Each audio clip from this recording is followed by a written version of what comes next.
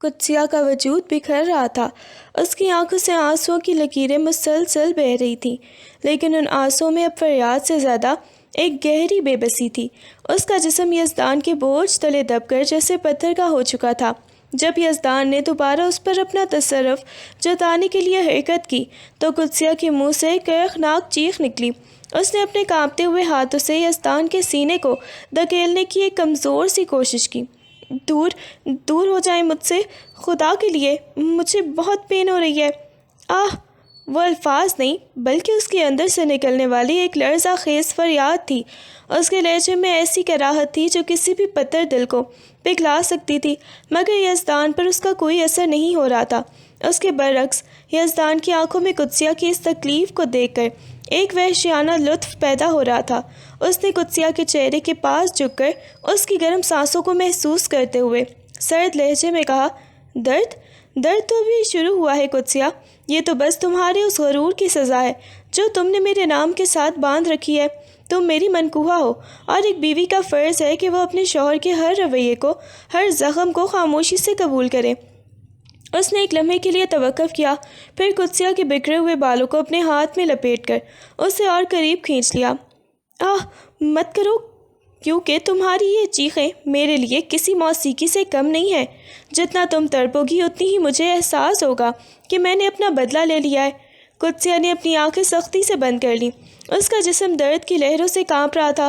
وہ اب جان چکی تھی کہ اس کمرے میں، اس ہسپتال کے پردوں کے پیچھے اس کی آواز سننے والا کوئی نہیں تھا۔ اس کی سسکیاں اب کمرے کی دیواروں سے ٹکرا کر واپس اس کے وجود کو ہی زخمی کر رہی تھیں۔ یزدان جو اس کے ہر آنسو کو ایک جیت سمجھ رہا تھا، اب ایک بار پھر اپنی درندگی کی انتہا پر جانے کے لیے تیار تھا۔ صبح کی پہلی کرنیں حویلی کی کھڑکیوں سے چھن کر کمرے میں داخل ہو رہی تھی، مگر راہم کی دنیا ابھی بھی اسی کمرے کی تاریکی اور اپنی باہوں میں قید اس کے وجود کے گرد گھوم رہی تھی۔ گلمینا اس کے سینے پر بے سدھ سو رہی تھی۔ رات کے طوفان کے بعد اب وہ ایک پرسکون جھیل کی طرح ساکت تھی۔ اس کے بکھرے ہوئے بال راہم کے گلے پر بکھرے ہوئے تھے اور اس کا سر راہم کے مضبوط بازوں کے حصار میں تھا۔ راہم کی آنکھوں میں نیند کا دور دور تک کوئی نام و نشان نہ تھا۔ وہ اپنے سینے پر گلمینا کی سستی اور نرم انگلیوں کے لمس کو محسوس کر سکتا تھا۔ اس نے خود آہستہ سے اپنی انگلیاں گلمینا کی کمر اور اس کے نازک کندھوں پر پھرانا شروع کی۔ وہ اسے سویا ہوا دیکھ رہا تھا اور اس کے چہرے پر ایک ایسی عجیب سی تسکین تھی جو صرف اپنی ملکیت کو مکمل طور پر حاصل کرنے کے بعد ہی حاصل ہوتی ہے۔ وہ گلمینا کے چہرے کے نقوش کو اپنی نظروں سے ٹٹول رہا تھا۔ رات کی اذیت، وہ آنسو اور وہ سسکیاں اب اس کے چہرے سے مٹ چکی تھیں اور اس کی جگہ ایک معصومیت نے لے لی تھی جو راہم کے اندر کی وحشی کو بھی کسی لمحے کے لیے پگھلا رہی تھی۔ راہم نے اس کے ماتھے پر ایک ہلکا سا بوسہ دیا اور سرگوشی کی۔ کتنی سادہ ہو تم! تمہیں لگتا ہے کہ یہ سب صرف ایک رات کا قصہ تھا؟ تم نہیں جانتی تم اب میرے اس دلدل میں پھنس چکی ہو جہاں سے نکلنا تمہارے لیے ناممکن ہے۔ وہ اس کے بالوں میں اپنی انگلیاں پھیرتا رہا اور گلمینا کے وجود سے آتی ہوئی ہلکی سی خوشبو اس کے حواس پر چھا رہی تھی۔ وہ اسے اس طرح دیکھ رہا تھا جیسے وہ کوئی ایسی بیش قیمت چیز ہو جسے وہ دنیا کی ہر نظر سے چھپا کر رکھنا چاہتا ہو۔ کمرے میں خاموشی تھی، مگر راہم کی دھڑکنیں اس سکون کو ایک الگ ہی شدت عطا کر رہی تھیں۔ وہ اب بھی اس کے وجود کو اپنے ساتھ جوڑ کر اسے اپنی باہوں میں قید دیکھ کر اپنے آپ میں فاتح محسوس کر رہا تھا۔ راہم کی انگلیوں کی حرکت گلمینا کے بالوں سے ہوتی ہوئی اب اس کی گردن کے نازک لکیروں پر آ کر رک گئی۔ وہ اس کی نیند کی گہرائی کو محسوس کر رہا تھا، مگر اس کی اپنی بے چینی بڑھ رہی تھی۔ اس نے ہلکے سے اسے جھنجھوڑا۔ اس کی آواز میں ایک دبی ہوئی تڑپ اور وارننگ کا ملا جلا اثر تھا۔ گل، اٹھ جاؤ! اس نے اس کے کان کے قریب جھک کر گہری اور کھردری آواز میں کہا۔ گلمینا نے نیند میں ہلکی سی جنبش کی، مگر اس نے آنکھیں نہیں کھولیں۔ راہم کے لبوں پر ایک شرارتی اور جنونی مسکراہٹ آئی۔ اس نے گلمینا کے بالوں کو اپنی مٹھی میں بھر کر اسے ہلکے سے اپنی طرف کھینچا۔ تمہیں شاید اندازہ نہیں ہے کہ تم کتنی بے خیالی میں میرے حواس پر حاوی ہو رہی ہو۔ اٹھ جاؤ ورنہ قسم ہے مجھے اپنی اس انا کی، میری نیت پھر سے خراب ہو رہی ہے۔ اس نے سرگوشی کی۔ اس کے لہجے کی حدت گلمینا کے نیم خوابیدہ وجود کو جھنجھوڑنے کے لیے کافی تھی۔ راہم کی نظریں اب اس کے چہرے پر نہیں بلکہ اس کی سانسوں کی رفتار پر تھیں جو اس کی وارننگ سن کر تیز ہو گئی تھی۔ وہ جانتا تھا کہ گلمینا اس وقت کتنی نازک حالت میں ہے، مگر اس کی اپنی ہوس اور ملکیت کا احساس اسے کسی رعایت کی اجازت نہیں دے رہا تھا۔ اس نے ایک بار پھر اس کے گال پر اپنی انگلی کا پور پھیرتے ہوئے دبی آواز میں کہا، اگر تم خود نہیں اٹھی تو پھر مجھے تمہیں جگانے کا اپنا وہی پرانا طریقہ اپنانا پڑے گا، اور تم جانتی ہو کہ اس کے بعد تم شام تک بستر سے اٹھنے کے قابل نہیں رہو گی۔ راہم کی سرد میری اور اس کے لہجے کی دھمکی محض لفظوں تک محدود نہیں تھی۔ جیسے ہی اس نے دیکھا کہ گلمینا ابھی بھی گہری نیند کے حصار میں ہے، اس نے اپنے حدیں پار کرنی شروع کر دی۔ وہ جھک کر اپنے ہونٹوں سے گلمینا کی گردن کے نرم گوشے کو چھونے لگا۔ اس کی گرم سانسیں اس کی جلد پر ایک آگ سی لگا رہی تھی۔ گلمینا، جو شاید خوابوں کی دنیا میں تھی، اس اچانک لمس سے ہڑبڑا کر اٹھی۔ اس کا جسم ایک جھٹکے سے سیدھا ہوا، مگر وہ حرکت اس کے لیے ایک اذیت ناک ثابت ہوئی۔ جیسے ہی اس نے اٹھنے کی کوشش کی، اس کے پورے وجود میں ایک شدید ٹیس اٹھی۔ اس کی پوری باڈی درد سے نڈھال تھی۔ کل رات کی ہنگامہ خیزی اور راہم کے وحشیانہ جبر نے اس کے نازک وجود کو بری طرح توڑ کر رکھ دیا تھا۔ وہ درد سے کراتی ہوئی واپس تکیوں پر ڈھیر ہو گئی۔ اس کی کمر، کندھے اور بازوؤں پر جا بجا سرخی اور سوجن کے نشانات نمایاں تھے، جو اس کی بے بسی اور راہم کی درندگی کی خاموش گواہی دے رہے تھے۔ گلمینا کی آنکھوں سے درد کے مارے آنسو نکل آئے۔ وہ اپنی سوجی ہوئی جلد کو محسوس کر کے چھو کر اور کپ کپاتی آواز میں بولی، راہم پلیز، درد ہو رہا ہے، بہت زیادہ درد ہو رہا ہے، میرا جسم ٹوٹ رہا ہے، اب اور نہیں۔ راہم جب اس کے اوپر پوری طرح جھکا ہوا تھا، اس کی ان آنسو بھری آنکھوں اور درد سے کانپتے ہوئے جسم کو دیکھ کر ایک لمحے کے لیے رکا۔ اس کی آنکھوں میں ندامت تو نہیں، مگر ایک عجیب سی تسکین تھی کہ اس نے اپنی ملکیت پر کتنے گہرے نشان چھوڑے ہیں۔ اس نے گلمینا کی ٹھوڑی کو پکڑ کر اس کا چہرہ اپنی طرف کیا۔ اس کی آواز ابھی بھاری اور کرخت تھی۔ یہ درد ہی تو میری نشانی ہے گلمینا، وہ اس کے کان کے پاس سرگوشی کرتے ہوئے بولا۔ تمہارے جسم کا ہر ایک حساب گواہی دے رہا ہے کہ تم صرف اور صرف میری ہو، اور یہ سوجن، یہ تو بس میرے جنون کا چھوٹا سا عکس ہے۔ وہ مزید قریب ہوا۔ گلمینا کی سسکیاں کمرے میں گونج رہی تھیں، جبکہ راہم اسے اپنی باہوں میں قید کیے رکھنے کے لیے پوری طرح تیار تھا۔ گلمینا کی سسکیاں اور اس کے جسم کی لرزش راہم کے اندر کے وحشی کو پگھلانے کے بجائے ایک اور بھڑکا رہی تھی۔ اس نے ایک جھٹکے سے گلمینا کو بستر سے اٹھا لیا۔ گلمینا کا جسم تو درد سے بدحال تھا، راہم کے مضبوط بازوں میں کسی نرم گڑیا کی طرح لٹک رہا تھا۔ وہ درد کی شدت سے راہم کے کندھے پر سر ٹکائے آنسو بہاتی رہی۔ اس کی سسکیاں باتھ روم کے دروازے کے قریب پہنچتے ہی اور تیز ہو گئیں۔ راہم نے اسے باہوں میں سنبھالے باتھ روم میں قدم رکھا۔ وہاں کا ماحول ٹھنڈا تھا، جبکہ باہر کی فضا ان کی گرم جذبات سے بھی گرم ہو چکی تھی۔ اس نے گلمینا کو شاور کے نیچے کھڑا کیا، مگر اسے اپنے حصار سے آزاد نہیں کیا۔ اس نے شاور کا والو کھولا اور ٹھنڈا پانی ان دونوں پر گرنے لگا۔ گلمینا نے پانی کی چھینٹوں سے سکون محسوس کرنے کے بجائے راہم کے سینے میں اپنا منہ چھپا لیا، کیونکہ اس کے جسم پر موجود سوجن اور نیل ٹھنڈے پانی کے لگتے ہی مزید ٹیس مارنے لگے تھے۔ راہم پلیز، وہ کانپتی ہوئی آواز میں بولی، میں خود سنبھال لوں گی، آپ باہر جائیں۔ مگر راہم جو اپنی ملکیت کے نشے میں چور تھا، اسے چھوڑنے کا ارادہ نہیں رکھتا تھا۔ اس نے شاور کے نیچے کھڑے ہو کر گلمینا کے بالوں کو پانی سے تر کیا اور اپنی انگلیاں اس کے چہرے سے ہوتے ہوئے اس کی گردن پر پھیرنے لگا۔ پانی کی بوچھار میں اس کی آواز مزید گہری اور لرزہ خیز ہو گئی۔ خود سنبھالو گی؟ وہ اس کے قریب جھکتے ہوئے بولا، تمہارا جسم تو اس قابل بھی نہیں ہے کہ تم خود کو سہارا دے سکو۔ آج سے تمہاری ہر ضرورت، تمہاری ہر تکلیف اور تمہاری ہر خوشی صرف میری مرضی کی پابند ہوگی۔ اس نے اسے مزید اپنے قریب کر لیا۔ باتھ روم کی ٹائلز پر ان دونوں کی قدموں کی چاپ اور شاور کے گرتے پانی کی آواز میں گلمینا کی کبھی تھمی ہوئی تو کبھی تیز ہوتی ہوئی سسکیاں گونجتی رہیں۔ راہم کا ہاتھ اس کی کمر پر موجود سوجن پر جا کر رک گیا، اور اس نے ایک ایسی مسکراہٹ کے ساتھ اسے دیکھا جو اس کے مزید کسی نئے جنون کی تمہید تھی۔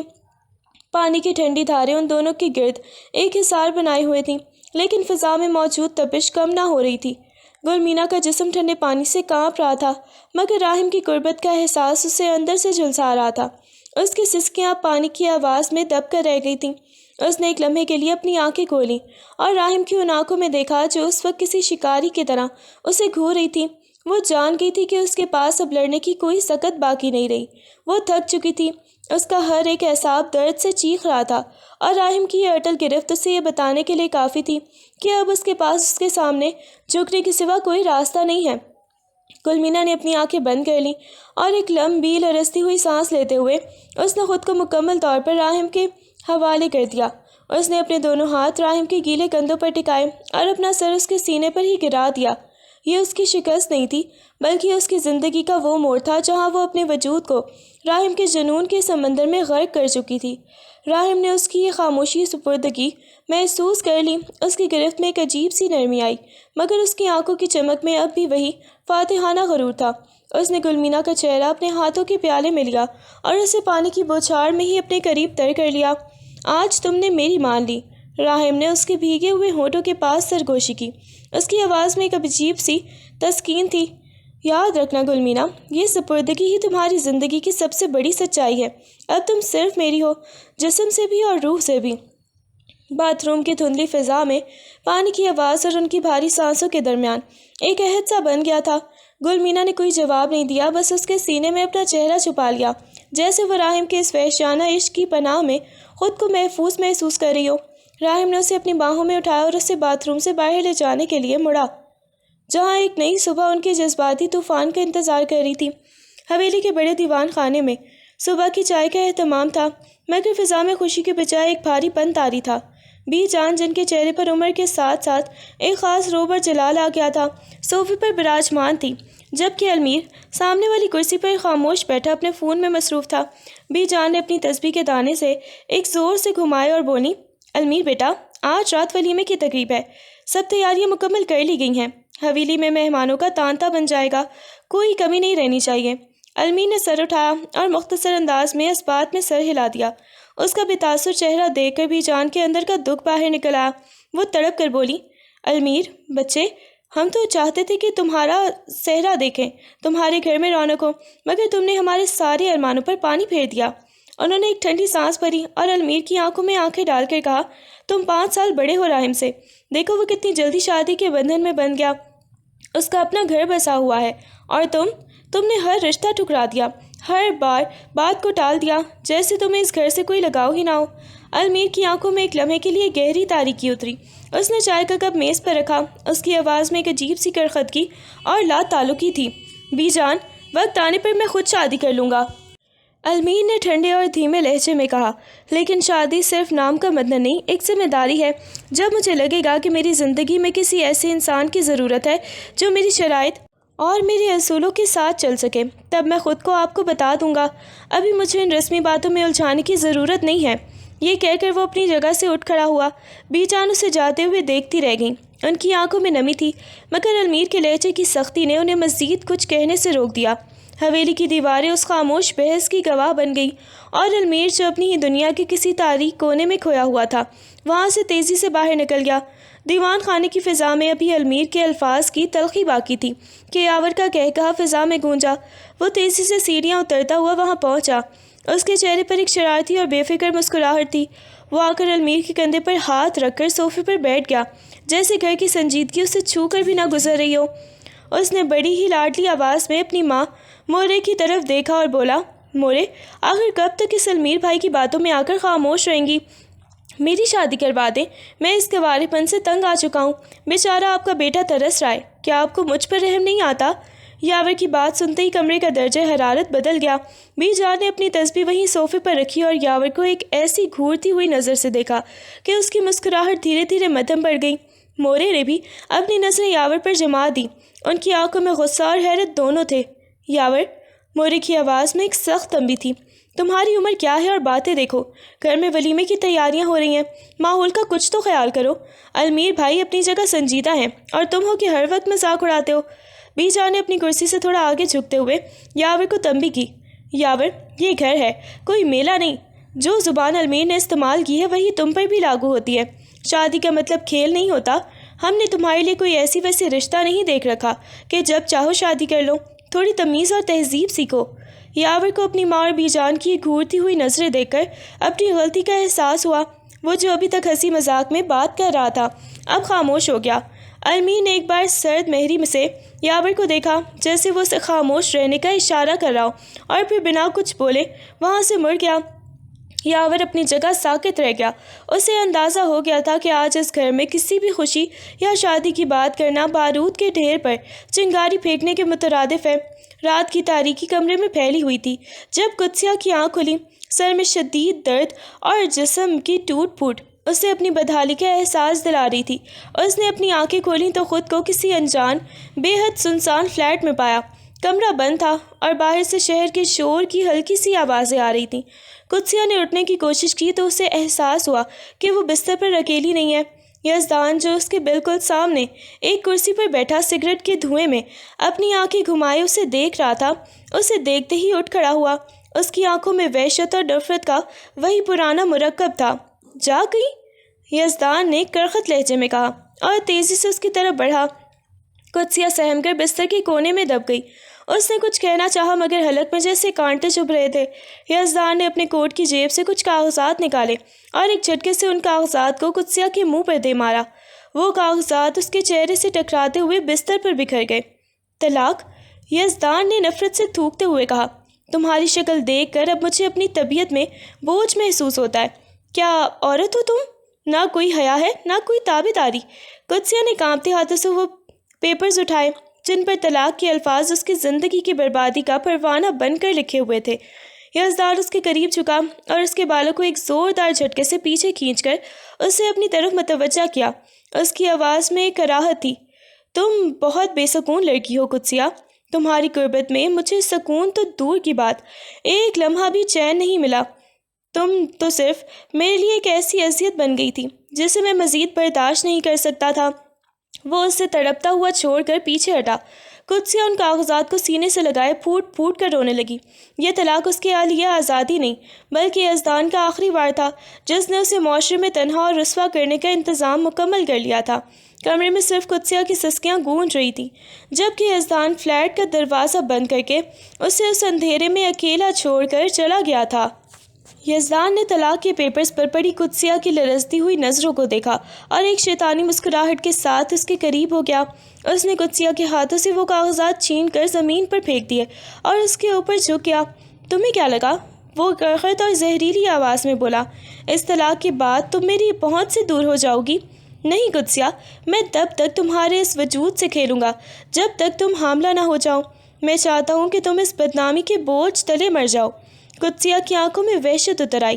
وہ ہانپتے ہوئے بولی، یزدان خدا کے لیے آپ یہ کیا کہہ رہے ہیں؟ یزدان نے اس کی بات کاٹ دی۔ اس کی آنکھوں میں انتقام کی آگ تھی۔ تمہاری ماں کو میں نے سب بتا دیا ہے قدسیہ۔ میں نے ان کے کانوں میں یہ زہر انڈیلا ہے کہ تم کسی عاشق کے ساتھ بھاگ گئی تھی۔ میں نے ان سے کہا کہ تم جھوٹ بولتی تھی کہ تمہیں پیریڈز نہیں آتے۔ حقیقت تو یہ تھی کہ تمہیں مردوں کا چسکا تھا، اس لیے تم رخصتی سے بچتی تھی۔ اب تمہارے اپنے گھر والے بھی تمہیں قبول نہیں کریں گے۔ تم پوری طرح بدنام ہو چکی ہو اور اس بدنامی کا داغ صرف میری دی ہوئی اولاد ہی مٹا سکتی ہے۔ قدسیہ کا وجود کانپ اٹھا۔ اس نے خود کو چھڑانے کے لیے ہاتھ پاؤں چلائے لیکن یزدان کی گرفت آہنی تھی۔ وہ روتے ہوئے بلک رہی تھی۔ نہیں، یہ جھوٹ ہے، آپ ایسا نہیں کر سکتے۔ یزدان نے نفرت سے اس کا چہرہ دیکھا اور ایک ہی جھٹکے میں اس کے لباس کو نوچا۔ اس نے اپنے ہاتھ سے قدسیہ کی چھاتی کو زور سے پکڑ کر بے دردی سے مروڑا۔ قدسیہ کے منہ سے درد کی ایک چیخ نکلی جو کمرے کی بند دیواروں سے ٹکرا کر واپس اس کے دل کو زخمی کر گئی۔ درد ہو رہا ہے؟ یزدان نے اس کی تکلیف پر لطف اندوز ہوتے ہوئے دانت پیسے۔ یہ تو ابھی کچھ بھی نہیں ہے۔ اب تمہاری زندگی میں صرف رسوائی، درد اور میری دی ہوئی یہ سزا باقی ہے۔ وہ اسے بستر پر دھکیل کر اس پر وحشیوں کی طرح جھپٹا۔ قدسیہ کی مزاحمت اس کے جنون کے آگے ریت کی دیوار ثابت ہو رہی تھی۔ اس خاموش فلیٹ میں قدسیہ کی چیخیں اب اس کے مقدر کا حصہ بن چکی تھی۔ یزدان اپنی درندگی کے نشے میں اس قدر اندھا تھا کہ اسے قدسیہ کی کسی بھی جوابی حرکت کا گمان نہ تھا۔ جیسے ہی اس نے دوبارہ اپنی وحشیانہ گرفت قدسیہ کے نازک وجود پر جمائی، درد کی شدت نے قدسیہ کے اندر کی سوئی ہوئی مزاحمت کو بھی بیدار کر دیا۔ اس نے اپنی آخری طاقت جمع کی اور بیڈ سائڈ ٹیبل پر پڑے بھاری کرسٹل کے گلدان کو پوری قوت سے پکڑ کر یزدان کے سر پر دے مارا۔ ایک زوردار دھماکے کی آواز کے ساتھ گلدان ٹکڑے ٹکڑے ہو گیا اور یزدان کی گرفت بھی ڈھیلی پڑ گئی۔ وہ درد سے کراتا ہوا پیچھے کی طرف لڑکھڑایا۔ اس کے ماتھے سے خون کی ایک گرم لکیر بہہ کر اس کی آنکھوں کے سامنے آ گئی۔ یزدان نے حیرت اور غصے سے قدسیہ کو دیکھا جو خود بھی سکتے کی کیفیت میں تھی۔ قدسیہ نے ایک لمحہ بھی ضائع نہیں کیا۔ اس نے وہاں موجود سفید چادر کو ایک جھٹکے سے اٹھایا اور اپنے جسم کے گرد لپیٹتے ہوئے کمرے کے دروازے کی طرف بھاگی۔ یزدان خون آلود ہاتھ اپنے سر پر رکھے سنبھلنے کی کوشش کر رہا تھا، لیکن قدسیہ کی رفتار اب خوف اور آزادی کی پکار سے دوگنی ہو چکی تھی۔ وہ بغیر جوتوں کے ننگے پاؤں اس سنسان فلیٹ کی راہداری میں دوڑی۔ اس کے دل کی دھڑکنیں سینے سے باہر نکلنے کو بےتاب تھیں، اور اس کے کانوں میں یزدان کے غصے سے بھری ہوئی گرج دار آواز سنائی دے رہی تھی، قدسیہ رک جاؤ، تم یہاں سے زندہ باہر نہیں نکل سکو گی۔ لیکن قدسیہ نے پیچھے مڑ کر نہیں دیکھا۔ وہ جانتی تھی کہ اگر آج وہ یہاں سے نہ نکلی تو وہ ہمیشہ کے لیے یزدان کی اس جہنم میں دفن ہو جائے گی۔ وہ سیڑھیوں کی طرف لپکی، اس کا پورا جسم درد سے کانپ رہا تھا، مگر اس کی آنکھوں میں ایک عزم تھا، آزادی کا یا پھر موت کا۔ رات کی تاریکی میں سڑک پر سناٹا تھا، صرف دور سے آتی ہوئی گاڑیوں کی ہیڈ لائٹس سڑک کو چیرا کر رہی تھیں۔ قدسیہ جو اپنے ہوش و حواس کھو کر صرف بھاگ رہی تھی، اس قدر حواس باختہ تھی کہ اسے سڑک کے بیچوں بیچ آتی گاڑی کا اندازہ نہ ہوا۔ وہ جیسے ہی سڑک کے درمیان پہنچی، ایک تیز رفتار گاڑی سے اس کی ٹکر ہوئی۔ وہ ایک زوردار جھٹکے کے ساتھ سڑک پر جا گری، اس کے جسم پر لپٹی چادر بکھر گئی اور وہ سڑک کے کنارے بے حس و حرکت پڑی رہی۔ بریک لگنے کی چرچراہٹ کے ساتھ ہی گاڑی رکی۔ المیر خان زادہ جو گہرے سیاہ سوٹ میں ملبوس تھا گاڑی سے باہر نکلا۔ اس کے ہاتھ میں موجود فون پر مسلسل کالز آ رہی تھیں۔ حویلی سے راہم کے ولیمے کی تقریب کی گونج دور تک سنائی دے سکتی تھی، اور بار بار گھر سے آتی کالز المیر کی بیزاری میں اضافہ کر رہی تھیں۔ اس نے ایک جھٹکے سے فون بند کیا اور اسے جیب میں ڈال دیا۔ اس نے زمین پر پڑی لڑکی کی طرف دیکھا۔ سفید چادر سڑک پر بکھری ہوئی تھی اور لڑکی کے کپڑے بری طرح پھٹے ہوئے تھے۔ وہ جھک کر اس کے قریب ہوا، اس کے چہرے کے نقوش بالوں کے پیچھے چھپے ہوئے تھے۔ المیر نے اپنی بھاری آواز میں اسے مخاطب کرنے کی کوشش کی، مگر کوئی جواب نہ ملا۔ اس نے نرمی کی بجائے ایک بے تاثر سا انداز میں لڑکی کی گال پر ہلکی سی تھپکی دی، جیسے وہ کسی بے جان چیز کو ٹٹول رہا ہو۔ لڑکی اٹھو۔ اس کی آواز میں کوئی نرمی نہ تھی، مگر جب اس نے لڑکی کا چہرہ بالوں کے پیچھے سے دیکھا تو المیر کے چہرے پر پہلی بار ایک غیر متوقع تاثر ابھرا۔ اس نے لڑکی کی بے حس وجود کو دیکھا، جس کے جسم پر نشانات اور زخموں کی ہولناکی آیا تھیں۔ المیر کی آنکھوں میں گہرائی آ گئی۔ وہ سمجھ چکا تھا کہ یہ کوئی معمولی حادثہ نہیں، بلکہ اس سے کہیں زیادہ گہرا کوئی المیہ ہے جو اس سڑک پر دم توڑ رہا تھا۔ وہ خاموش کھڑا رہا، سڑک کی ویرانی میں ولیمے کی رونق سے دور۔ وہ اب ایک ایسی الجھن کا شکار تھا جس کا فیصلہ اسے تنہا کرنا تھا۔ المیر نے ایک لمحے کے لیے بھی توقف نہیں کیا۔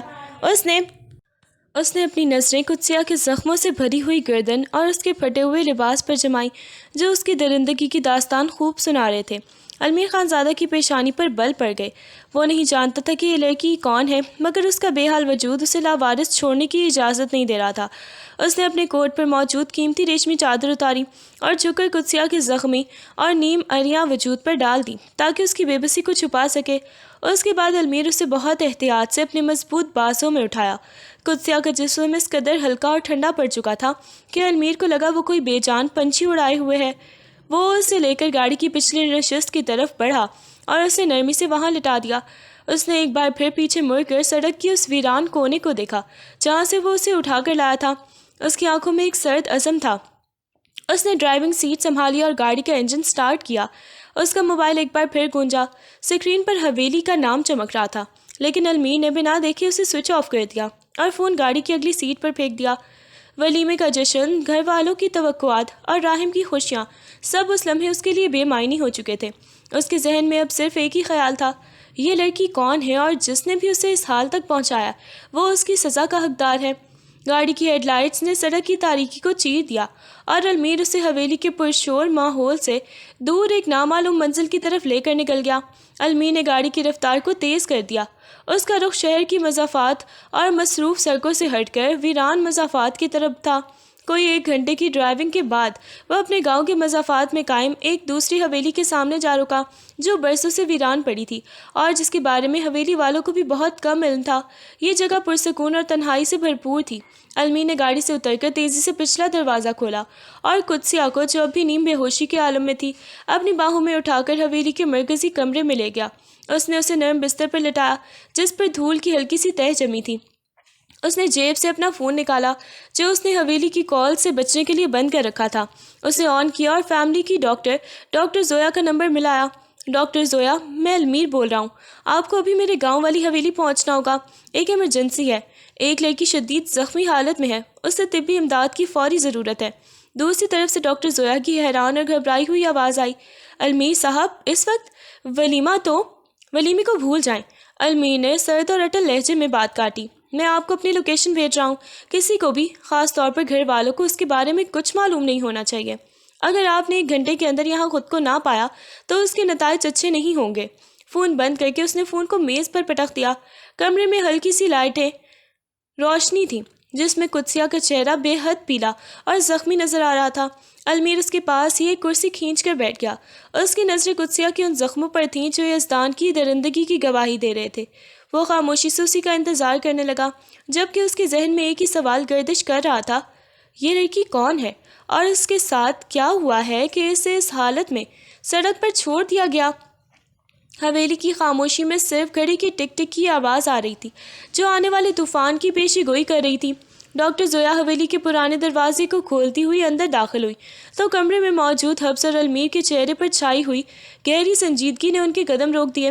المیر ایک کونے میں کھڑا دیوار پر لگی تصویر کو دیکھ رہا تھا، اس کا سارا دھیان بستر پر پڑے وجود کی طرف تھا۔ ڈاکٹر زویا تیزی سے قدم بڑھاتی ہوئی قدسیہ کے پاس پہنچی اور اپنا بیگ کھول کر معائنہ شروع کیا۔ جیسے ہی انہوں نے قدسیہ کے چہرے سے بکھرے بال ہٹائے اور اس کے زخموں کو دیکھا، ان کی آنکھیں حیرت اور صدمے سے پھیل گئیں۔ وہ حیات خان کے خاندان کی پرانی ڈاکٹر تھیں، انہوں نے قدسیہ کو بچپن سے دیکھا تھا۔ یہ تو حیات خان کی بڑی بیٹی قدسیہ ہے۔ ڈاکٹر زویا کی آواز کانپ اٹھی۔ انہوں نے کچھ اور چیک اپ کیا تو ان کا چہرہ زرد پڑ گیا۔ انہوں نے المیر کی طرف مڑ کر لرزتی ہوئی آواز میں کہا، المیر، اس لڑکی کے ساتھ وحشیانہ زیادتی ہوئی ہے، اس کا جسم بری طرح ٹوٹ پھوٹ چکا ہے، اسے فوری ہسپتال اور قانونی کارروائی کی ضرورت ہے۔ المیر کا چہرہ پتھر کی طرح ساکت رہا۔ اس نے مڑ کر ڈاکٹر زویا کو دیکھا، اس کی آنکھوں میں ایک ایسی سردی تھی کہ ڈاکٹر زویا کی بات ادھوری رہ گئی۔ میں نے جو کہا وہ سنا آپ نے؟ المیر کی آواز گرجدار اور دھیمی تھی۔ اس لڑکی کی حالت کیا ہے مجھے اس سے غرض نہیں، مجھے صرف یہ جاننا ہے کہ کیا یہ جان بچا سکتی ہے، اور سب سے اہم بات ڈاکٹر زویا، یہ بات اس حویلی کی حدود سے باہر نہیں جانی چاہیے۔ ڈاکٹر زویا نے خوف زدہ نظروں سے اسے دیکھا، لیکن المیر، یہ حیات خان کی بیٹی ہے، اگر کسی کو پتہ چلا، کسی کو کچھ پتہ نہیں چلے گا۔ المیر نے ڈاکٹر کے قریب جا کر ایک دھیمی یا آمیز انداز میں بات مکمل کی، نہ حیات خان کو، نہ میرے گھر والوں کو، اور نہ ہی کسی اور کو۔ یہ لڑکی اب میری ذمہ داری ہے، اور میں نہیں چاہتا کہ اس کے ساتھ ہونے والے اس حادثے کا ذکر بھی کسی کے کان تک پہنچے۔ آپ کا کام صرف اس کا علاج کرنا ہے، اپنی زبان کو اپنے دانتوں تلے دبا کر رکھیں، سمجھی آپ؟ ڈاکٹر زویا نے سر جھکا کر اس بات میں جواب دیا، لیکن ان کے دل میں خوف بیٹھ گیا تھا۔ المیر کا یہ رد عمل غیر معمولی تھا۔ وہ کسی کو بچا رہا تھا یا اسے اپنی کسی مقصد کے لیے چھپا رہا تھا؟ کمرے میں موجود کشیدگی مزید بڑھ گئی تھی۔ قدسیہ کی سسکیاں اب ہلکی ہو چکی تھیں، مگر اس کے وجود پر پڑے زخم ابھی بھی المیر کی آنکھوں میں انتقام کی ایک نئی آگ بھڑکا رہے تھے۔ ڈاکٹر زویا نے قدسیہ کے زخموں پر مرہم پٹی کی اور کچھ ضروری ادویات دیتے ہوئے المیر کی طرف مڑی۔ ان کی آنکھوں میں گہرا کرب تھا، وہ جانتی تھی کہ یہ لڑکی کسی بھٹی سے گزر کر آئی ہے۔ المیر، ڈاکٹر نے دبی آواز میں کہا، میں خاموش رہوں گی، تم جانتے ہو میں تمہارے خاندان کی خیر خواہ ہوں، لیکن یہ مت سمجھنا کہ یہ سب چھپانے سے تم اسے بچا لو گے۔ اس لڑکی کی حالت بہت تلخ ہے، اس کی سوتیلی ماں نے اسے گھر میں کسی نوکرانی سے بھی بدتر بنا رکھا ہے۔ اس کے ساتھ جو کچھ ہوا ہے وہ تو بس ایک انجام ہے، اصل ظلم تو وہ ہے جو یہ روز اپنے گھر میں سہتی ہے۔ المیر خاموشی سے کھڑا سن رہا تھا، اس کا چہرہ کسی سپاٹ پتھر کی طرح تھا۔ ڈاکٹر نے ایک ٹھنڈی سانس بھری اور مزید کہا، اگر تم اسے یہاں سے صحت یاب کر کے واپس اس کے گھر بھیج دو گے تو یقین مانو یہ لڑکی زندہ نہیں بچے گی۔ وہاں اس کی زندگی پہلے ہی جہنم بن چکی ہے، اور اب یہ داغ ملنے کے بعد تو اسے وہ جینے کے قابل ہی نہیں چھوڑیں گے۔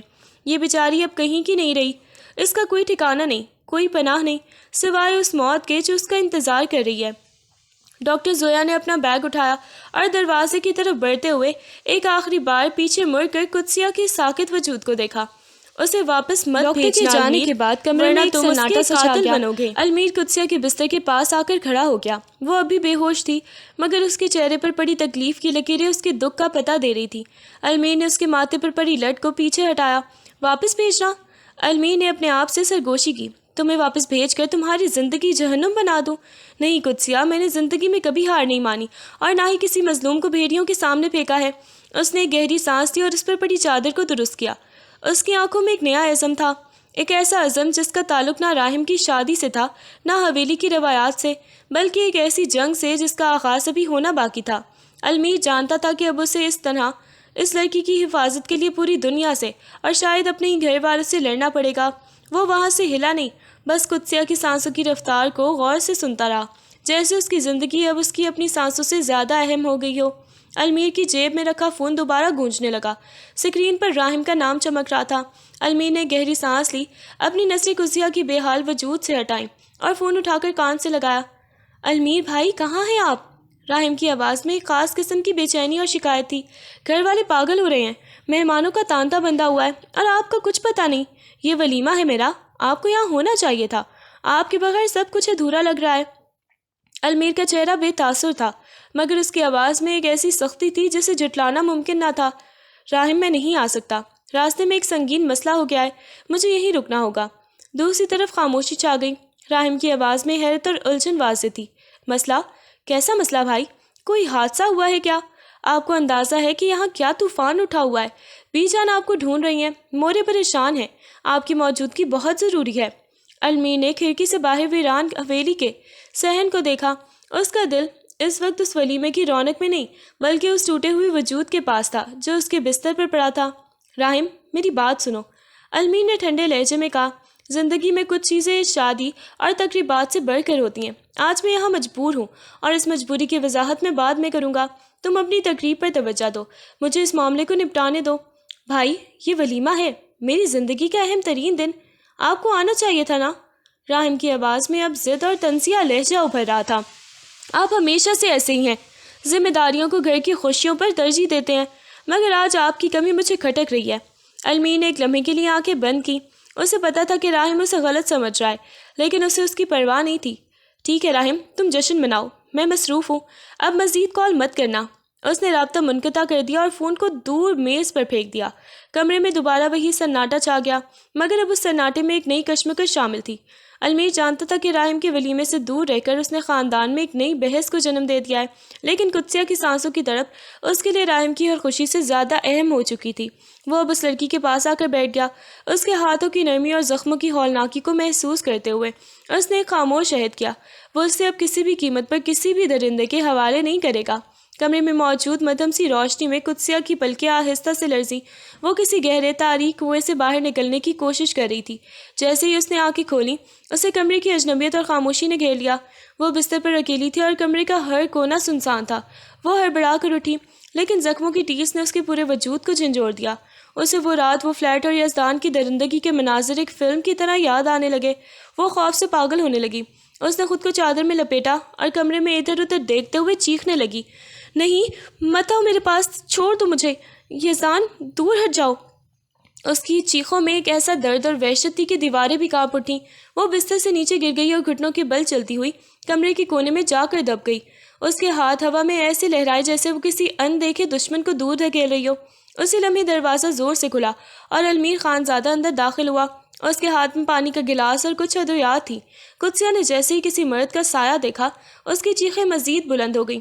وہ اپنی دونوں آنکھوں کو ہاتھوں سے ڈھانپ کر بری طرح کانپنے لگی۔ نہیں، اللہ کے لیے مجھے معاف کر دیں، میں اب کچھ نہیں کہوں گی، بس مجھے جانے دیں۔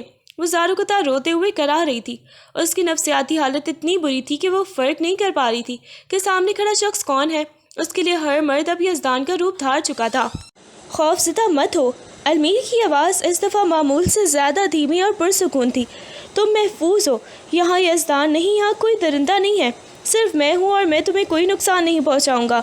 لیکن قدسیہ کی چیخیں نہیں رک رہی تھی، وہ دیوار کے ساتھ لگ کر سکڑ گئی تھی۔ اس کا جسم خوف سے پتھر بن چکا تھا۔ المیر نے اسے مزید ڈرانے کے بجائے کچھ فاصلے پر رک کر زمین پر بیٹھ جانے کا فیصلہ کیا تاکہ وہ خود کو اس کے سامنے کمزور اور غیر خطرناک ثابت کر سکے۔ اس کا دل جو ہمیشہ سرد اور بے حس رہتا تھا، آج قدسیہ کے اس خوف کو دیکھ کر درد سے بھر گیا تھا۔ ولیمے کی تقریب اپنے عروج پر تھی۔ حویلی کو چراغوں اور پھولوں سے دلہن کی طرح سجایا گیا تھا۔ ہر طرف خوشبوئیں بسی تھیں اور مہمانوں کا تانتا بندھا ہوا تھا۔ راحم جو اپنے بہترین سوٹ میں ملبوس ایک فاتح کی طرح مسکرا رہا تھا، گلمینا کے ہمراہ اسٹیج پر براجمان تھا۔ گلمینا کا چہرہ میک اپ کی تہوں میں چھپا ہوا تھا، لیکن اس کی آنکھوں میں وہ چمک نہیں تھی جو ایک نئی نویلی دلہن کی ہونی چاہیے تھی۔ وہ بار بار اپنے ہاتھ مروڑ رہی تھی، جیسے اسے کسی طوفان کی آمد کا پیش کی احساس ہو رہا ہو۔ اچانک تقریب کا شور ایک لمحے کے لیے تھم گیا، جب مرکزی دروازے سے ایک نوجوان جو حویلی کے روبر وہاں موجود گارڈز کی پرواہ کیے بغیر اندر داخل ہوا۔ اس کا نام عثمان تھا، گلمینا کا وہی سابقہ کلاس فیلو جس کی آنکھوں میں انتقام کی آگ بھڑک رہی تھی۔ اس نے ہاتھوں میں ایک بڑا لفافہ تھام رکھا تھا۔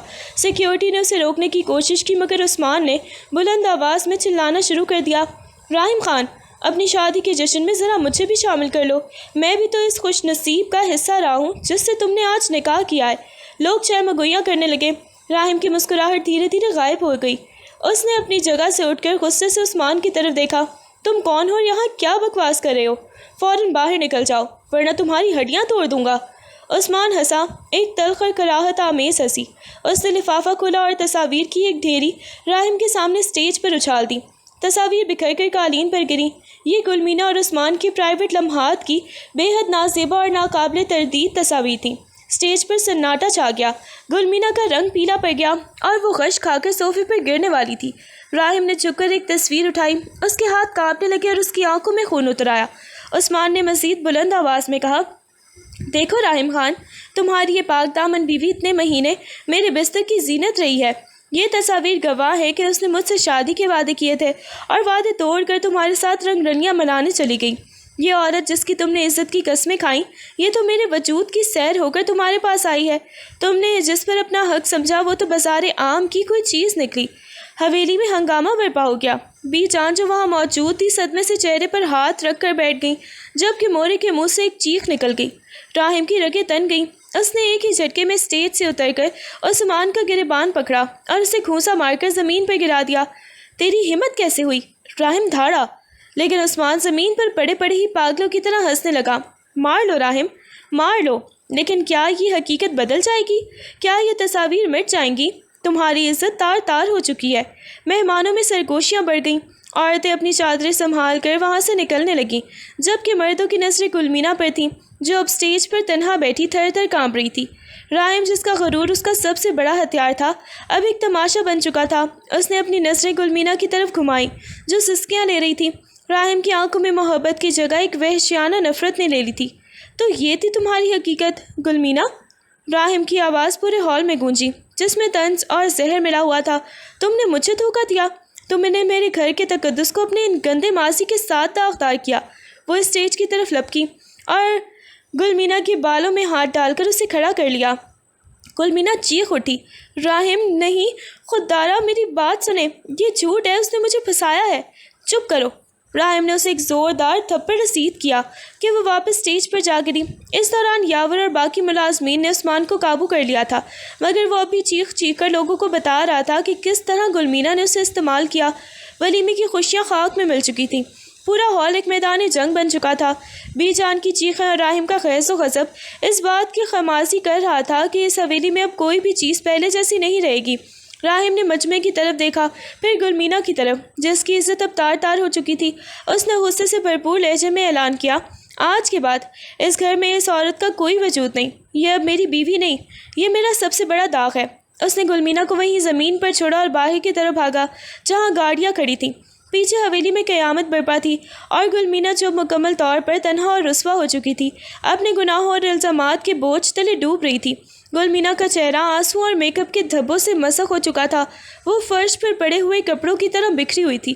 اس کے کانوں میں گونج تھی عثمان کی وہ گندی باتیں اس کے وجود کو چیر رہی تھیں۔ جیسے ہی راحم نے اسے بالوں سے پکڑ کر کھڑا کیا، وہ نیم مردہ حالت میں سسکنے لگی۔ راحم، خدا کے لیے یہ سب جھوٹ ہے، میری بات سنیں، یہ تصاویر یہ پرانی ہے، اس نے مجھے بلیک میل کیا تھا، میں مجبور تھی۔ اس کی آواز حلق میں ہی دم توڑ رہی تھی، مگر راحم کے کانوں پر تو جیسے غلاظت کے پردے پڑ چکے تھے۔ راحم کی آنکھوں میں محبت کا ایک ذرہ بھی باقی نہیں بچا تھا۔ وہاں اب صرف ایک ہی جذبہ تھا، انتقام۔ وہ گلمینا کو بالوں سے گھسیٹتا ہوا اسٹیج سے نیچے اترا اور مہمانوں کی ہجوم کو چیرتا ہوا اسے حویلی کے سب سے اندرونی اور تاریک کمرے کی طرف لے گیا۔ مہمانوں کی زبانیں خاموش تھیں، مگر ان کی نگاہیں کسی نوکیلی تلوار کی طرح گلمینا کے بدن کو چیر رہی تھیں۔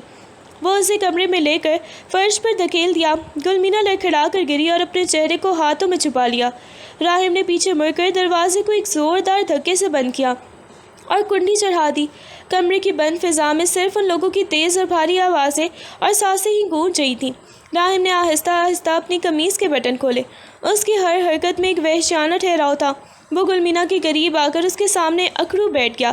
اس نے اپنی انگلی سے گلمینا کی ٹھوڑی کو اوپر اٹھایا۔ اس کی گرفت اتنی سخت تھی کہ گلمینا کا جبڑا درد سے چیخ اٹھا۔ بات سنو۔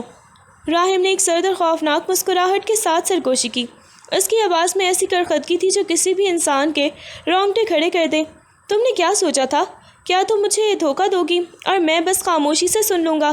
وہ اچانک اٹھ کھڑا ہوا اور اپنے بیلٹ کو کھولتے ہوئے بولا، اب دیکھو میں تمہارے ساتھ کیا کرتا ہوں۔ تم نے جس عثمان کو اپنا بستر دیا تھا، آج میں تمہیں اس کی قیمت ادا کروں گا۔ اب یہاں نہ کوئی مہمان ہے نہ کوئی حیا کا بھرم۔ تم صرف میری ایک ایسی ملکیت ہو جسے میں اپنے ہاتھوں سے برباد کروں گا۔ اس نے ایک ہی جھٹکے میں کمرے کی لائٹ بجھا دی۔ اندھیرے میں گلمینا کی سسکیاں مزید بلند ہو گئیں اور راہم کا سایہ جو کسی درندے کی طرح اس پر چھا چکا تھا اسے یہ بتانے کے لیے کافی تھا کہ آج کی رات اس کی زندگی کا سب سے طویل اور اذیت ناک امتحان ثابت ہونے والی ہے۔ کمرے کے بند دروازے کے پیچھے انسانیت کے تمام رشتے دم توڑ چکے تھے اور اب صرف راہم کا انتقام باقی تھا۔ گلمینا کی چیخیں کمرے کی بند دیواروں سے ٹکرا کر واپس اسی کے وجود کو زخمی کر رہی تھی، مگر راہم کے لیے وہ آوازیں اب صرف ایک بے معنی شور تھیں۔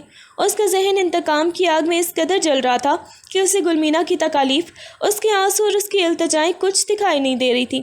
راہم نے اس کے نازک وجود کو ایک وحشیانہ جھٹکے سے اپنے قابو میں کیا۔ گزشتہ رات کی ہنگامہ آرائیوں، ذہنی اذیت اور جسمانی تشدد کے بعد گلمینا کا جسم پہلے ہی نڈھال تھا۔ جیسے ہی راہم نے بنا کسی نرمی یا رحم کے اپنی طاقت کا استعمال کرتے ہوئے اس کی گہرائیوں میں اترنے کی کوشش کی، گلمینا کے جسم سے درد کی ایک ایسی لہر اٹھی کہ اس کی آنکھیں ہی الٹ گئیں۔ اسے لگا جیسے کوئی تیز دھار خنجر اس کے وجود کو اندر سے چیر رہا ہے۔ درد کی شدت اتنی زیادہ تھی کہ اس کے حلق سے آواز نکلنا بھی بند ہو گئی۔ صرف ہونٹوں سے ایک دبی ہوئی کرخناک سسکی نکلی۔ اس کا پورا جسم تھر تھر کانپ رہا تھا اور وہ اپنی تمام تر توانائی سمیٹ کر راہم کے کندھوں کو نوچنے لگی، شاید درد سے نجات کے لیے، شاید اسے دور دھکیلنے کے لیے۔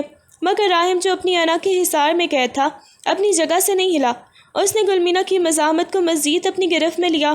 اس کے نزدیک یہ دھوکے کی سزا تھی جو اس کی غیرت پر لگایا گیا تھا۔ اس نے اپنی پوری درندگی کے ساتھ، جیسے کوئی فاتح کسی مفتوحہ علاقے کو تاراج کرتا ہے، گلمینا کے وجود کو رون ڈالا۔ کمرے میں موجود خاموشی صرف راہم کی بھاری سانسوں اور گلمینا کے ٹوٹتے ہوئے وجود کی آواز سے بوجھل تھی۔ ہر حرکت کے ساتھ درد کی نئی لہریں گلمینا کے اعصاب کو مفلوج کر رہی تھیں۔ وہ اب مزاحمت بھی نہیں کر پا رہی تھی، صرف ایک کٹ پتلی کی طرح بکھری پڑی تھی، جبکہ راہم اسے اپنی نفرت اور غصے کی بھٹی میں جھونک کر اسے مکمل طور پر پاش پاش کرنے پر تلا ہوا تھا۔ اس رات اس حویلی کے ایک کونے میں محبت کا جنازہ نکل چکا تھا۔